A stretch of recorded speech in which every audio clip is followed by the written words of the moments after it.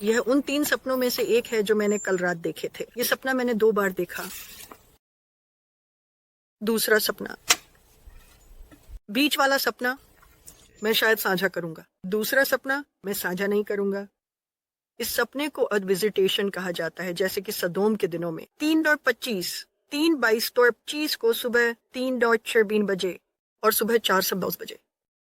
और यह 3:22.25 है। मैंने फिर से सपना देखा।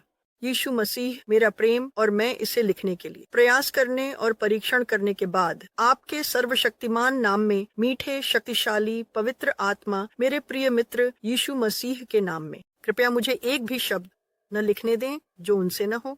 मैं प्रार्थना करता हूँ और यह अनुरोध करता हूँ कि यह पूरा हो। सिययोन की बेटी अब यह मैंने वास्तव में इसे सुबह 3:3 बजे लिखा, जर्नल प्रविष्टि, लेकिन यह वही बात थी, इसलिए मैंने बस तारीख को 422 के साथ जोड़ दिया। इसके अलावा यह तब शुरू हुआ जब मैंने खुद को एक बड़े घास के मैदान के अंदर पाया। वहां एक बड़ा थिएटर प्रकार का स्क्रीन था जो हवा में बिना किसी सहारे के लटका हुआ था। मैंने अपनी दाईं ओर देखा और मेरी आश्चर्य की बात यह थी कि वहां एक आरामदायक कुर्सी थी, जैसी कुछ मूवी थिएटरों में पाई जाती है। यह ठोस काले रंग की है और यह इस घास के मैदान में अकेली है। इसके दोनों तरफ धारक हैं, जिनमें से एक में गर्म भाप से भरा मक्खन वाला पॉपकॉर्न का टब है और एक ठंडा पेय है, क्योंकि मैंने देखा कि लाल और सफेद धारीदार पेपर कप के बाहर संघनन बन रहा था। मैं एक पल के लिए बड़े मूवी स्क्रीन के सामने खड़ा रहा और फिर वापस कुर्सी की ओर चला गया।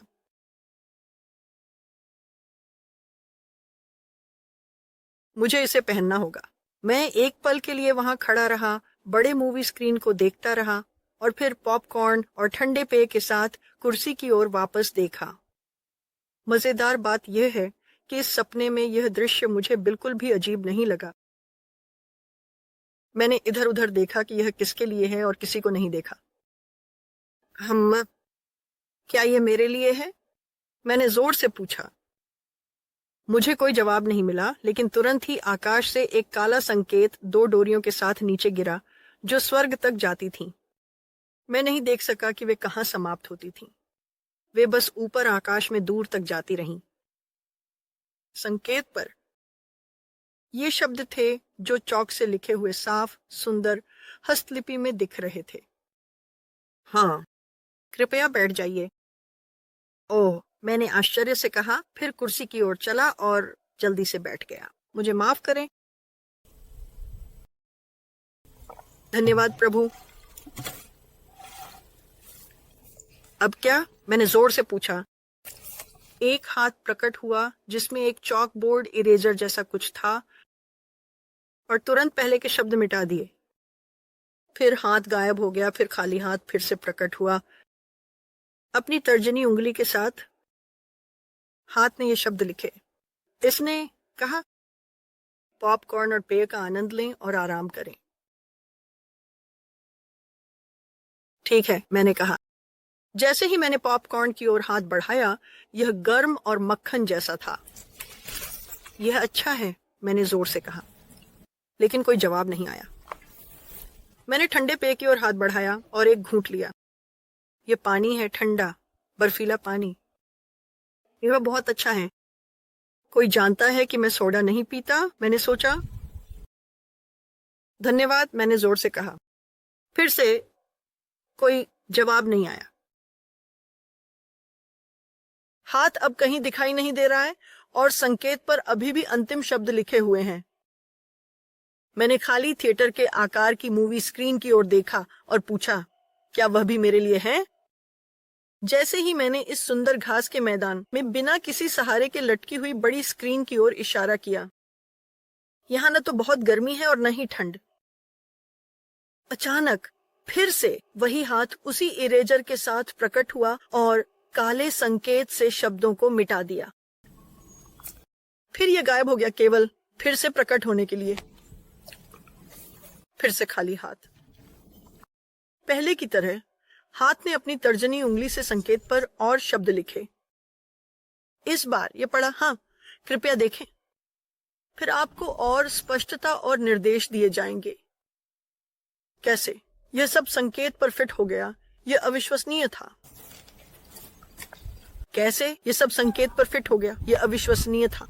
जैसे ही उंगली ने लिखा, संकेत बढ़ गया। यह बस बढ़ गया। जब यह समाप्त हुआ तो यह ऊपर आकाश में गायब हो गया। फिर एक बार सुंदर दिन बादलों से घिरने लगा। आकाश को कुछ हद तक अंधेरा कर दिया, जिससे मैं मूवी स्क्रीन की तस्वीर को बेहतर देख सका। जब वे प्रकट हुए तो मुझे इस सपने में पता था। अचानक ये शब्द प्रकट हुए जो छोटे से बड़े हो गए। स्क्रीन पर यह बहुत छोटा था और फिर बस बड़ा होता गया। द विजिटेशन, जैसे कि सदोम के दिनों में। यह शीर्षक को स्पष्ट रूप से पढ़ने के लिए पर्याप्त समय तक रुका, फिर बड़ा हो गया और बढ़ता रहा जब तक कि यह पूरी स्क्रीन को भर नहीं गया। फिर जैसे ही यह प्रकट हुआ, यह गायब हो गया और स्क्रीन फिर से खाली हो गई, लेकिन केवल कुछ सेकंड के लिए। मैंने एक आदमी को सूट में सफेद शर्ट और काले टाई के साथ देखा, जो एक चॉक बोर्ड के बगल में खड़ा था। उसके हाथ में एक लंबी पॉइंटर स्टिक थी और ब्लैक बोर्ड पर विजिटेशन शब्द लिखा था। पुराने दिनों में स्कूल के शिक्षक एक पॉइंटर स्टिक रखते थे और वे उससे इशारा करते थे, या कभी कभी कॉलेजों में भी ऐसा करते थे। उसने उसकी ओर इशारा किया और कहा, आज हम विजिटेशन शब्द का अर्थ, और जब यह स्वर्ग के भगवान से आता है तो इसका अर्थ सीखेंगे। पहले, इसका मतलब है कि एक दिव्य या अलौकिक प्राणी का पृथ्वी पर या किसी स्थिति में आना। ऐसे उदाहरणों में यीशु मसीह शामिल होंगे, जो सारी महिमा के राजा हैं, जो एक बच्चे के रूप में भगवान और मनुष्य दोनों के रूप में पृथ्वी पर आए। या स्वर्गदूतों का आगमन या स्वर्गदूतों का आना, यही उन्होंने कहा, आगमन। फिर उन्होंने दर्शकों के लिए कैमरे की ओर देखा और पूछा, क्या आप समझते हैं? इससे पहले कि मैं जवाब दे पाता, उन्होंने फिर से बोलना शुरू कर दिया। दूसरा आगमन या दूसरा आगमन एक आपदा या कठिनाई है जो भगवान सभी के सृष्टिकर्ता के दिव्य न्याय द्वारा लाई जाती है। जो आप देखने वाले हैं वह दोनों हैं, क्योंकि यह अब है जैसे कि सदोम के दिनों में था बाबुल के अमेरिका राष्ट्र के लिए। फिर फिल्म की तस्वीर एक शहर की ओर बदल गई। यह उन तस्वीरों से न्यूयॉर्क जैसा दिखता है जो मैंने देखी हैं, लेकिन मैं पूरी तरह से निश्चित नहीं हूं उसका। फिर भी इसे केवल संक्षेप में स्क्रीन पर देखने के बाद यह बाहर दोपहर जैसा दिखता है, लेकिन कुछ भी नहीं हो रहा है सिवाय शहर के जीवन की रोजमर्रा की हलचल के। यातायात धीमी गति से बह रहा है। बाहर लोग हैं, फिर भी यही सब होता दिख रहा है, बस नियमित शोर शराबा, कोई रुकावट नहीं। अचानक मैं आकाश से प्रकाश की धारियां देखता हूं जो गेंद जैसी आकृति में हैं। जैसे वे और करीब आओ। मुझे माफ करें, जैसे कि एक शहर के करीब आते ही वे फरिश्तों में बदल गए। जिस तरह से वे चमक रहे हैं वे पवित्र हैं। जैसे ही उनके पैर जमीन पर पड़े, उनकी उपस्थिति बदल गई, उनके पंख गायब हो गए और सड़क के कपड़े दिखाई देने लगे। वे शहर भर में फैलने लगे। मैंने खुद को अपनी सीट के किनारे पर बैठा पाया, अब और नहीं झुक रहा था। वे कहाँ गए? मैंने जोर से पूछा। अचानक मैंने देखा कि एक फरिश्ता फिर से प्रकट हुआ और उसके पीछे वह लोगों को शहर से बाहर ले जा रहा है। मैंने सुना जैसे लूत के साथ, जैसे सदोम के दिनों में मेरे सामने प्रदर्शित हो रही फिल्म में जोर से कहा गया। फिर स्क्रीन कई चित्रों में विभाजित हो गई। 3, 4, 5, 6, 7, 8, 9, 10। एक ही समय में 10 अलग अलग फिल्में प्रदर्शित हो रही हैं। यदि मैं विशेष रूप से एक पर ध्यान केंद्रित करता तो वह स्क्रीन पर बड़ा दिखाई देता, जहां मैं देख सकता था कि उस स्थान पर क्या हो रहा था। यह वही है। पवित्र फरिश्ते लोगों को इन स्थानों से बाहर ले जा रहे थे, लेकिन कुछ लोग जिन्होंने पवित्र फरिश्तों का अनुसरण करना शुरू किया था, पीछे मुड़कर देखते और फिर शहर या स्थान पर लौट जाते।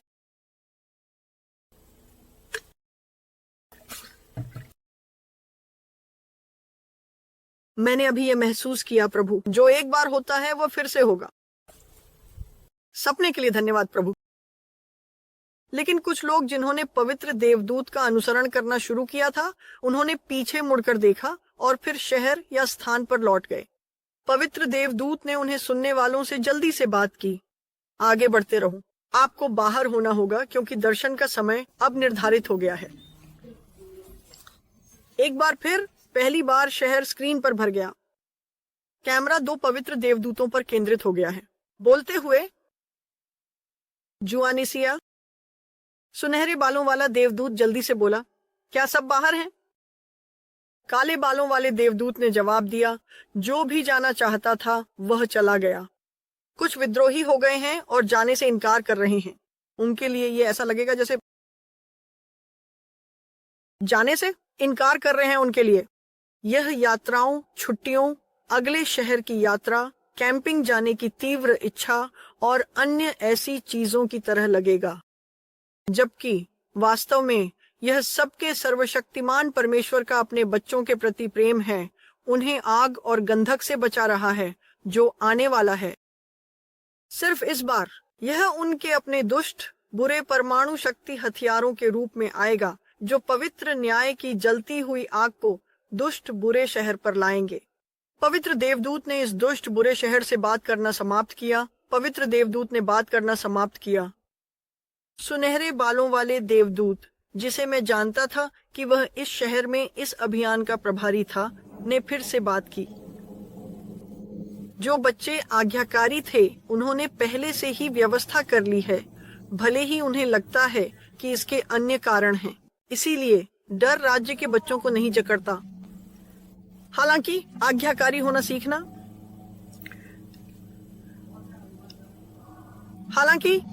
होना सीखना यीशु मसीह में उनके उद्धारकर्ता परमेश्वर के पुत्र, वे कुछ कभी कभी इस दुश्मन से लड़ते रहते हैं, डर के बारे में डर से बात करते हैं। क्या आप ईमानदार हैं? फिर मिलेंगे। स्वर्ग के मेजबान को बताएं कि इस मिशन पर भेजा गया है। अन्य स्थानों में उन्हें उन लोगों को बाहर निकालना होगा जिन्हें वे निकाल सकते हैं। अब मुझे यीशु मसीह से संदेश मिला है, परमेश्वर के पुत्र, धर्मी और पवित्र मेजबान के कप्तान।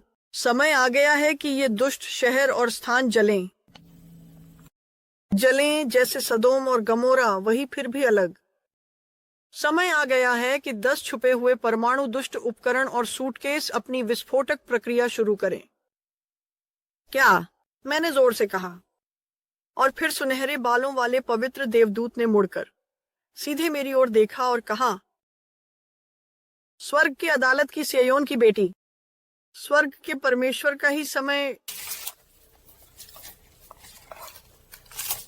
यह समय है कि स्वर्ग के परमेश्वर का न्याय इन शहरों को जलाए, इन महान दुष्टता के स्थानों को, आपके कभी महान राष्ट्र अमेरिका में, अब बाबुल से पूरे स्वर्ग तक।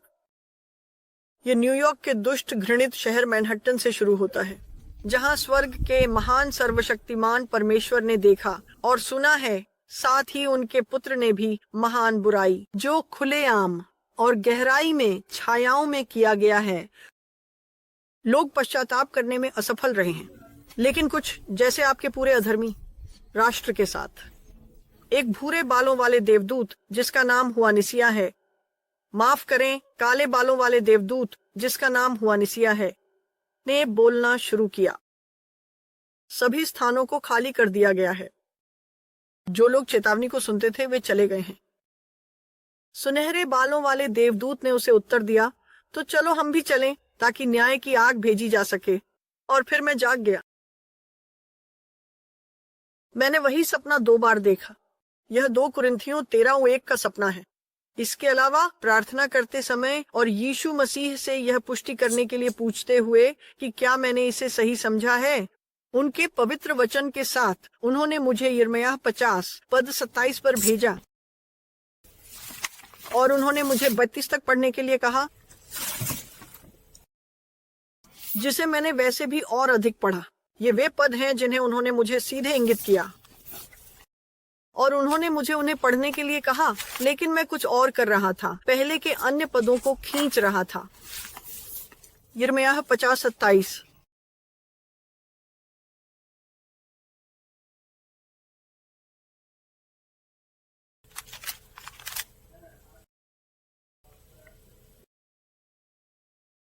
उसके सभी बैलों को मार डालो, उन्हें वध के लिए नीचे जाने दो, उन पर हाय, क्योंकि उनका दिन आ गया है, उनके दर्शन का समय।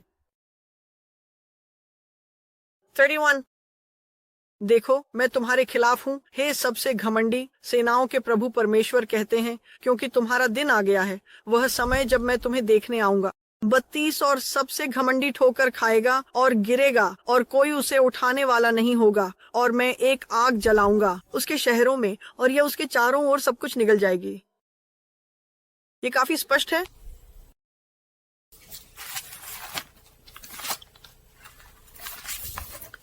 और मेरा मतलब है कि यह दूसरा है। कोरिन्थियों 12, माफ कीजिए 13